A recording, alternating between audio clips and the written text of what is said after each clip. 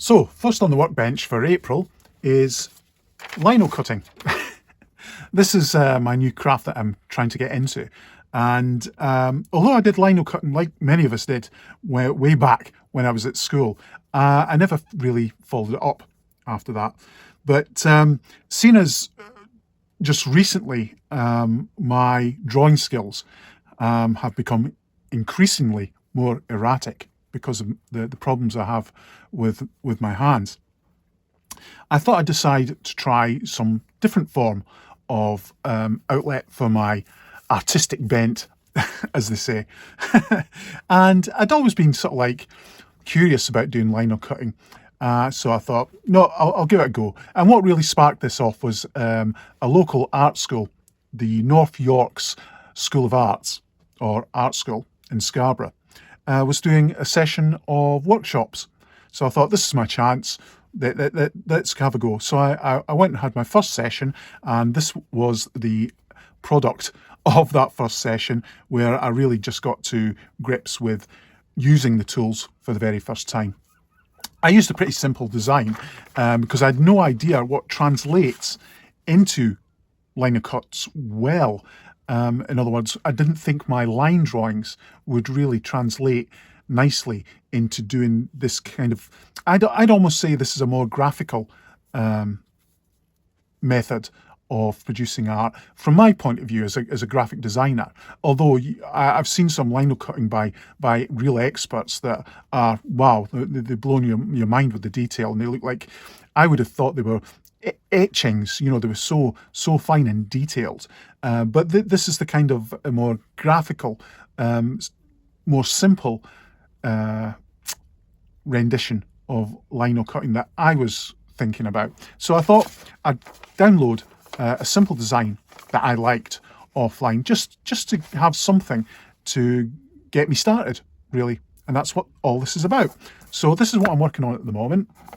As I say, I've done my first session at the local School of Arts, and this week's session, which I hope to have this completed for, we are actually going into how to do the print, the inking, and that sort of thing. So there you go. It has not been without its problems. The old hand played up a little again. That, combined with my inexperience of doing this, caused me to make a massive problem, and I ended up accidentally cutting, because my hand went off on one of its random sessions, off some of the detail that I actually wanted to keep for this. So what I've done is, I don't know if this is how you do this, but I thought what I'll do is simply cut off this corner section, which was the damaged section, and I had some spare lino from the top of this, so I squared this up and simply cut a chunk to fit in the missing section, and I'm just in the process of sticking that back on. I'm not sure what they'll say to that when I get into the workshop this week, whether that's how you do it, how you repair damage to your lino cuts or not. But what the hell, it's my first go, nothing to really lose. So there we go. That's on the crafting side of the workbench this week.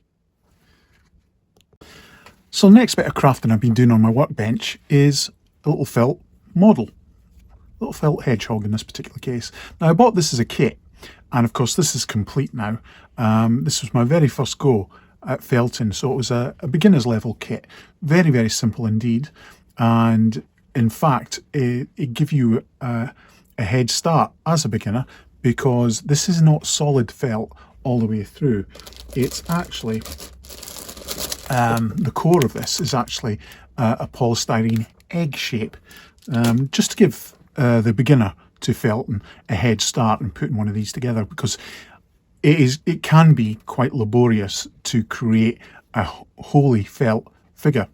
So this was a great starter project, and the reason this is on my workbench now is because I enjoyed this so much that I've moved on from this very simple little kit. I learned a lot doing this, in fact, to starting my next little model, which you can see is in progress at the moment. This is going to be a little dog, as you can probably tell. And what I've learned from doing the first one was how to create a core of felt. This is completely felt. There's no polystyrene core on the inside of here. It's quite solid, and I'll show you what the felt looks like when you get it. This is called roving wool, which it feels like cotton wool. It's really strange stuff. And what you do is you can roll this and make it firmer and firmer in little balls like this. And it eventually, what you do is, and I think I've just lost. Hang on a minute, I will be back.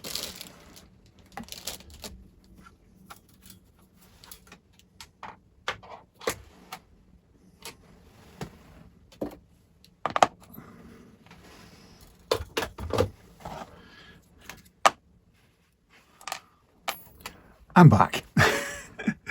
What you use is these felting needles, and basically what you do is, once you kind of scrunch this is a simplistic kind of introduction to felting.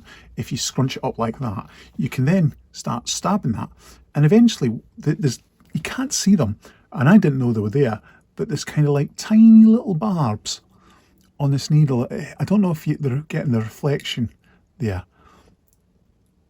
The tiny little barbs, and as you're pushing and pulling this needle out the roving wool, it kind of knits it together until something very loose like this ball of fluff becomes something quite solid, like this little felt model here. I guess you could say it's quite laborious, but it's very, very relaxing. And I've really gotten into this where I actually want to take it further. So what I did, moving on from this very simplistic kit, and this kit came with everything you needed. It came with the needle, this is leftover wool from doing this, and instructions, very simple instructions, and you can see a online video as well about how to do this. So I moved on from this very simplistic kind of model to purchasing myself a little template online on how to make these little dogs, which is what I want to do next. And like I say, it's a step up from the basic model, because it is completely made of felt, and you have to construct the body out of the felt as well, and that's where the extra labour comes into doing this, because you have to construct these solid components made out of felt. But this is what I'm up to next. I'm really quite enjoying it, and the whole idea behind this and both of my craft projects that I'm undertaking this month is, come September, October, my family and I are putting together a craft table at a craft sale, and we're hoping between us to sell various bits and bobs, and these are going to be my contribution to the little family sale just prior to Christmas. So we'll see how this goes this month, and hopefully by the end of it I'll have something that well, kind of looks like Gromit really, but from Wallace and Gromit, but some kind of dog. But I am really enjoying this. It's a very relaxing hobby. So one of the other jobs that I'm working on at the moment is these little 3D sculpts, these 3D models which I downloaded and printed out on my printer, representing figures from the BBC television series Small Profits, which my wife was completely enamored by and decided she'd like some little models to represent the humulculi, let's see if I can get that right, yes, the little supernatural entities which appear in this TV show. So I managed to find, it's typically these days when anything comes up like this, it's about 2 minutes before someone does a sculpt of them and makes it available online. Though I was surprised that usually they are for sale online. That's how people make their profit out of this whole 3D thing. They do a sculpt. I'm not able to do really good sculpts yet, so I rely on people that do these for me. So I'm quite willing to pay for a good model of whatever I want. But these were actually for free for some reason. So a big shout out, well, I say a big shout out, I've forgotten who's actually done them, but a big thank you to whoever made these available online for free. However, they were not without their how can I put this, problems, shall we say. Now, I think when I saw these online, the guy that did them recommended that they be printed, 3D printed in resin, and I can see why, because of all this kind of organic and delicate and ethereal, literally because they are ethereal beings, detail. It does not translate well into FDM filament printing. I had to put a huge amount of supports on these particular prints, and that in itself became problematic when I had to remove the supports. Telling the supports apart from the detail was just a little bit crazy, and I think I actually removed a couple of the actual detail by mistake. But aside, on top of that, the fragility of these particular prints, the delicacy of the detail, obviously was an issue as well, and I did break a couple of points, and then some parts just snapped, particularly on this fella here with his kind of whatever you'd call this part of him, these tendrils or whatever they are. I forget what the ghostly stuff is. Trying to think of Ghostbusters was ectoplasm. That's what it is. Ectoplasm, this stuff. That snapped off almost straight away. And there were other bits that just were just too delicate and just came off, broke, snapped, whatever. So I ended up with these figures in various stages of disrepair. So I had to go through a process of, once I'd cleaned up all the supports, starting to repair them, put bits back on, make new bits for bits that were just too far gone. And in this particular case, I had to build a whole new support, which you can't see because what I cunningly did was use a bit of quite thick gauge wire as a support, mounted it into the base and shaped it up into the body here, and then covered it with milliput putty so that you cannot see it. This middle tendril here, that is the wire support that goes into the body. But eventually I got there, and I enjoy doing this sort of thing anyway, as you probably know by now, doing these little repairs. So I got the figures to this stage. These are actually finished and ready to paint, though they are white anyway, but I'll give them a spray. Obviously there's some repairs here that need to be matched up and blended into the model, so I'll do that. So what do I do now with them, you may ask, and this is part of this week's job. Luckily, well, these go in a jar. If you've seen the TV series, these little humulculi grow in jars in the show, so I wanted to reflect that. So I wanted to get some jars that were the right size. Luckily, my big brother Ian had some jars at home. He saw this and he says, I'll send you these, Steve. These will do for you. And they were absolutely spot on. He sent me several of these, and the figures, if I can do this, hopefully so you can see it. There we go. They sit in there very nicely, fit in there just right. All I'll have to do is get a replacement cap for them, but that's simple enough. And so that's where we are with this particular project. I've got the figures, I'm going to paint them. I've got to clean the jars up a bit. It's still got the residue from the labels, which has to be removed. And then I have to figure out in the next stage how I'm going to mount these in the jars. Also, is there a way that I can maybe illuminate these? Maybe drilling a hole in the jar. I haven't drilled through glass before. I'm pretty sure I have tools that can do it. I've got some diamond Dremel bits that will probably be able to get through these jars. But then will I be able to mount some sort of LED in the back here so I can illuminate them? How would I power this? How would I mount these? So that's one problem. The second problem is, of course, these were grown in some sort of liquid, and I want to represent that. And I was thinking that probably the best way to do that would be some sort of modelling resin and pour that in there so that the figure is kind of like suspended in this kind of liquid. And I want to see if I can make it cloudy. I've never used resin before, so that's going to be a little bit of a task on its own.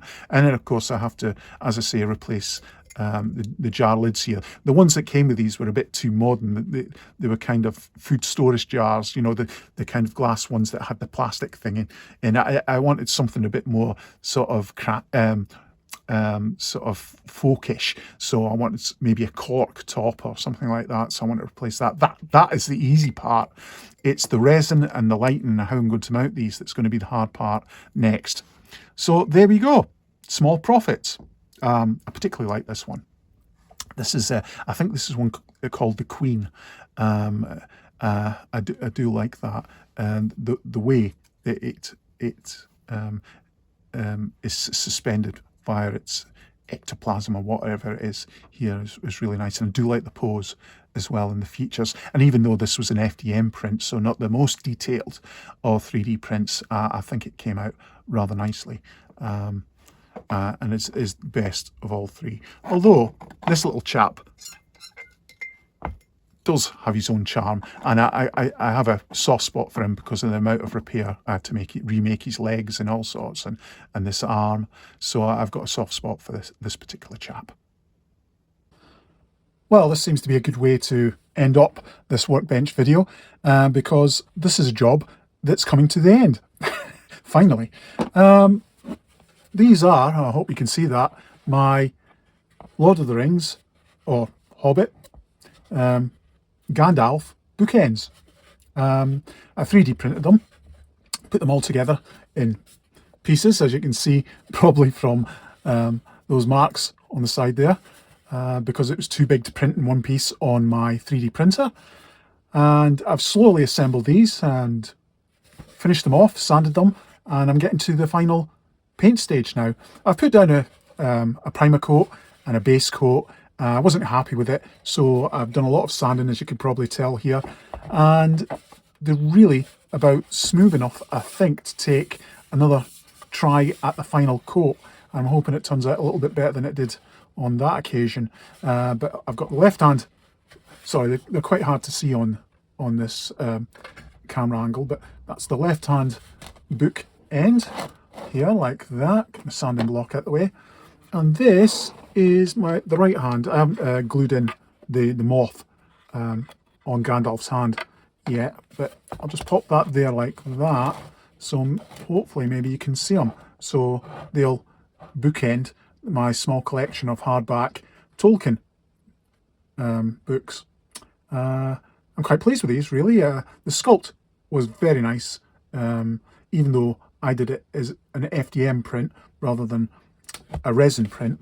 Good God, that would have been hard to do that on my small resin printer. So even on my FDM printer, I had to do it in several parts and assemble it, hence all the assembly joins and all the subsequent sanding. So you can see I've sanded this down. It's just one of those things, you paint coat it, sand it back, paint coat it again until you get the final smooth finish that you want.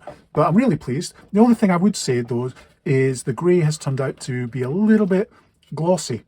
I don't know why that is, because it is supposed to be a satin grey, but it's come out a little bit too shiny. So what I'll probably do is knock that back a bit using a clear coat matte, and I just want a flat matte grey for these. But yeah, I'm quite pleased with these, and I'm looking forward to the time I have these at either end of my little collection of Tolkien books. And there endeth this Workbench journal for the start of April.